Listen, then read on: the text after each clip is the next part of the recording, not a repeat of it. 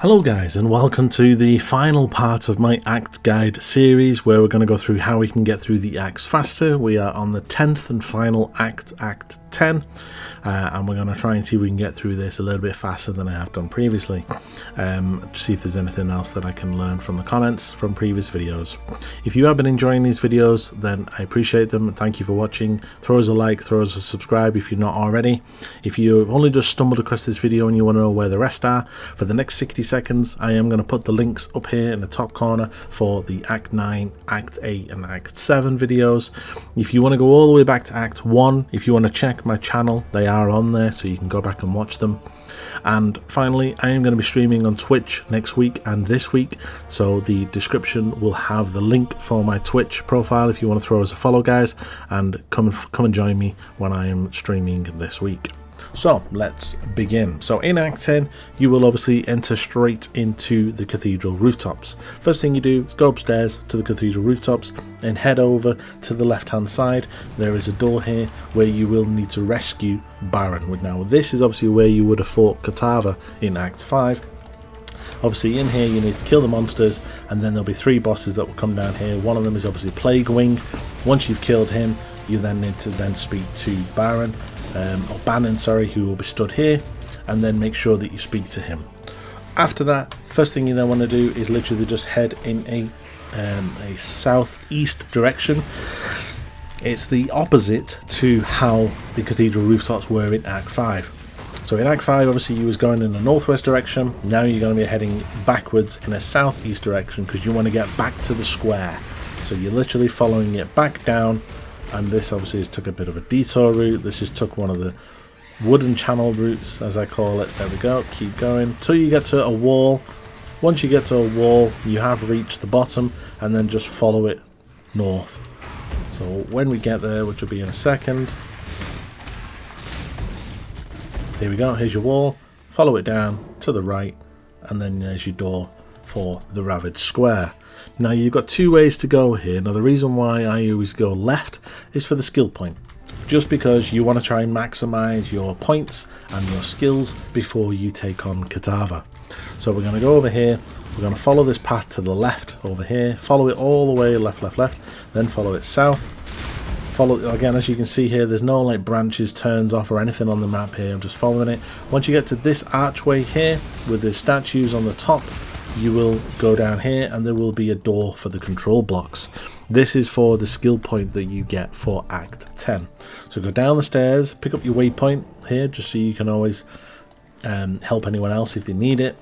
And then it's the exact same as the control blocks that were in Act 5. So we need to follow this until we get to the channel. You'll like a channel where you can teleport. So here's your channel here. By the way, that is where you teleported in Act 5. So we're just going to follow this. It's the exact same route but just backwards. So you've got to follow it back this way till we get to the channel. There's your channel. See this broken fence? So if you have a movement skill, you can obviously teleport down there. Obviously I don't, so let's go down, and then we're going to go along here to the stairs and then go back up and go back this way. And then you then really want to be heading in a easterly direction, like a northwest, easterly / northwest direction, because it's over in this top corner. When you see everything start going bright red, you know you're going the right way, and then the door is here for the arena. So in here you then need to kill Valencia. Obviously Valencia again is a forced phased boss, so you do need to kind of kill her and then wait for her to fire these red projectiles at you. Kill all of the monsters in between. After 3 passes over, Valencia will then come back down again, but then once you've then phased her again, she will then go back up and she'll do it again. You might want to avoid those beams because they can hurt, and try and avoid her projectiles as well because they also do hurt. She'll do 1 more and then she'll come back down again, and then I can kill her.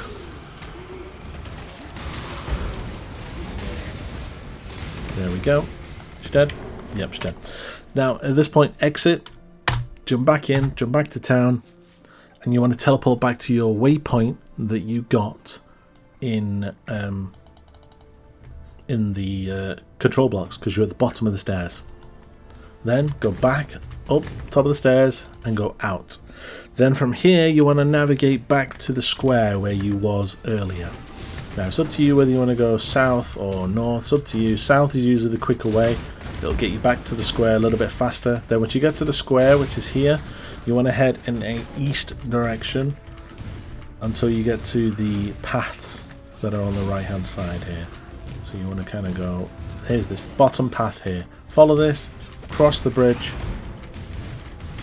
keep following it, and then as soon as you get to this bit across the bridge, you then want to go north and then go right. Follow it till you get to your waypoint. Then once you get to your waypoint, Ossuary is right next to you. Go in there. The only reason you're going into the Ossuary and going down into the bone pits is that your last trial that you need to do for your labyrinth and for your ascendancy is in this area. So obviously run around this zone till you find your lab. It can be in any of the corners, so just have a run around, find the zone, and then obviously complete your trial. Once you've done that and you come back out again, you then want to then follow this. Now we will come back to Innocence in a minute, but this is, do you remember when I said that there was the shape of a number 2? So this is the shape of a number 2. So it's down and then left and then down and then right. So you can see there, it's like a number 2. And then the torched quartz will be here. Again, anyone who's watched my Act 5 video will recognize these zones. Here again, you follow the same policy. You stick to the windows, you follow the windows all the way around. Keep following the windows until you get to, it'll start to curve left, then go through 2 sets of doors, or sorry, 1 set of doors there, then keep on going south, south, another set of doors, 3rd set of doors, we're back to the windows, and then you then run south to the Houses of Parliament, which I like to call this room here. And then once you get past this room, we are then going west, west, west. So it's just keep going in that direction until you get to a point where you can then start to go north, and then go north, and then you are heading for the Desecrated Chambers. Now in the Desecrated Chambers, you obviously pick up the waypoint.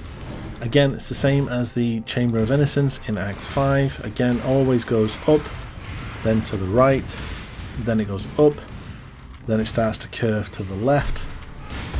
Again, there is a lot of density in this zone, a lot of blue packs, so if you want to level up before you go and take on Catava, this is probably the best area to do it in.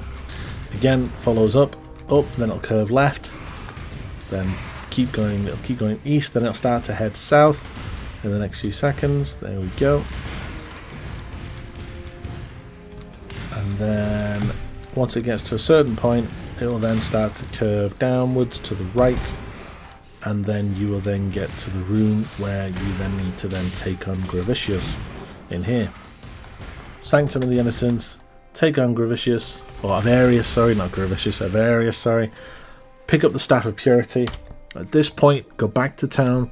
If you then want to then speak to Bannon and speak to everybody in town, you will then get your skill points and you will then get Innocence. Then take your portal back to the Ravaged Square. You then want to then run over to Innocence. He will then activate the doorway for the Canals. Now in the Canals, it's usually across, head for the bridges. So I usually start going in a left direction, and you want to go across the bridges. So across the bridge, and then go over here, then across the bridge, and then this will be south, then right, and then go north, and left. As you can see, it's very linear though. There's not like 16 different ways to go. Across the bridge, then right, and then it'll cross the bridge again. It'll cross the bridge once more here, and then it will start to get dark.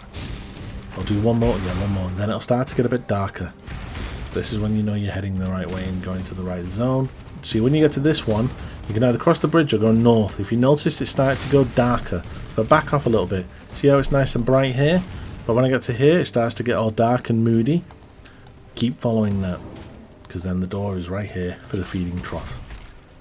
Feeding Trough. Either make a beeline up the left side or a beeline up the right side. Doesn't really matter.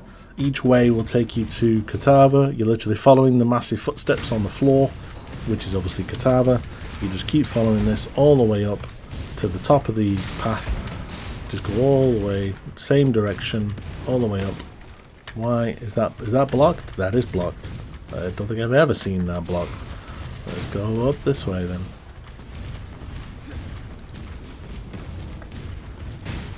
And then once you get to the top, there is a crafting recipe on the left hand side on this like wooden thing here.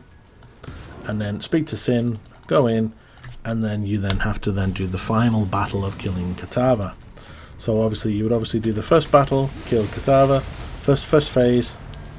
His heart will then pop out, kill his heart,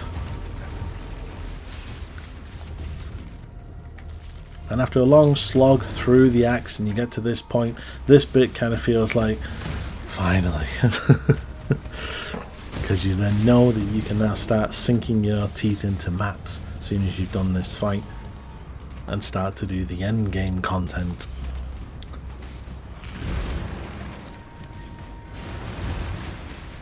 Once you've done that, you then obviously have to kill him again, then kill his heart again.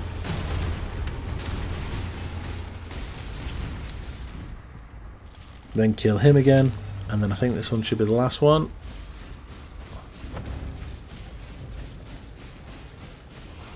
There we go, yep. And then his heart will come out again. No, that wasn't it. They've done one more phase, because he dropped innocence. Do one more. And then we then kill his heart again, and then we are then done. And we get to see a lovely video of his heart exploding out of his chest. Let's just zoom in for gruesome detail. And zoom in. Boom. And there we go. Acts are now done. Speak to Sin, he'll then open a portal here to Oriath Docks, and you are then done. If you then speak to Lani, you will then get 2 skill points for killing Katava. You obviously will lose 30% of your resistances. And then at this point, speak to Lily and set sail from Oriath, and she will then take you to Karui Shores, which is where you can then start to do maps. And you then run over to the side here. There is a crafting recipe here, by the way. Run over here, run into the mines that are here, and then run all the way inside and go and speak to Kirak, and you can now start your map progression. If you speak to Kirak here, he will then provide you with a map, one of your first maps, if you've not already had some drop, and then you then have to then go downstairs and put it in the map device to activate it, at which point you then need to come back and speak to Kirak again, and he will then say go and explore the Atlas by yourself, and then you can go to your hideout and you can then start to explore and put your maps in your own map device in your hideout, which is obviously going to be in here. Other than that, guys, that's the 10 act series done and dusted. Thank you for joining me. I cannot wait for the new league to start. Obviously from what was announced, it looked pretty bloody good. And obviously I'm going to be going live on launch day for Twitch, so go in the description, go and throw us a follow now. I would love to have some people watching me on launch day. Anyone that's kind of followed me on this journey for the last couple of months, throw us a follow and I will see you there. Until then, I am going to be looking to be doing a betrayal video very shortly to kind of announce all of the changes. I was waiting for the patch notes to come out, but obviously now that they've come out, obviously I can now do it. So just look out for that. I'll also be doing my league starter recommendations at some point just before league launch, so keep an eye out for that. And I will also be doing a few more videos in terms of what content have been discussed in the video. Until the next video, guys, I appreciate, thank you for watching, and stay sane.